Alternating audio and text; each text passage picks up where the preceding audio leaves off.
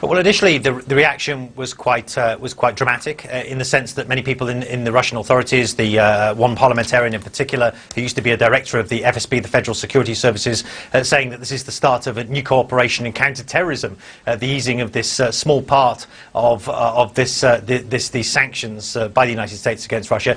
These are part of the sanctions that were imposed by President Obama in the final weeks of his administration in December of 2016, just last month, connected with the alleged Russian hacking of the US election. These are the sanctions that many analysts believe will be the first to go if that starts to happen, because Donald Trump, the US president, of course, is fundamentally opposed to the basis of those sanctions.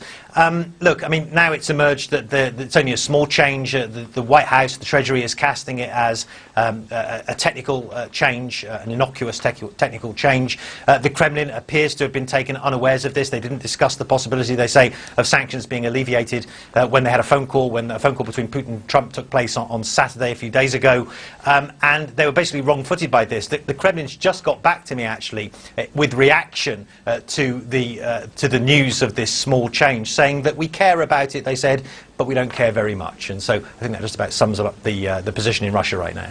But it potentially could be seen, Matthew, as sort of symbolic, because this was a sanction that was imposed against what's called the Russian Federal Security Service, the FSB, an intelligence service that, as you know, was accused by the U.S. intelligence community of being directly involved in the hacking of the Democratic Party, of the Hillary Clinton campaign. They specifically cited the FSB. So even if it's only a very, very modest easing of one sanction that's going forward, the symbolism potentially could be interpreted by some as significant. I just wanted to get your reaction.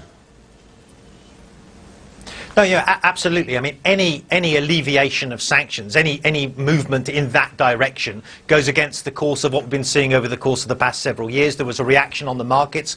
The ruble strengthened, the Russian currency strengthened as a result of this announcement, although it's picked back, as it's become more explained. And you're right, it was the FSB that was accused by the intelligence services in the United States of effectively being behind the election hack.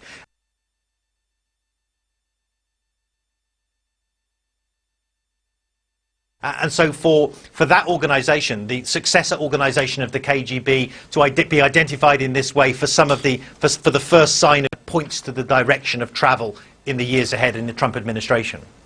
All right, Matthew, thank you very much.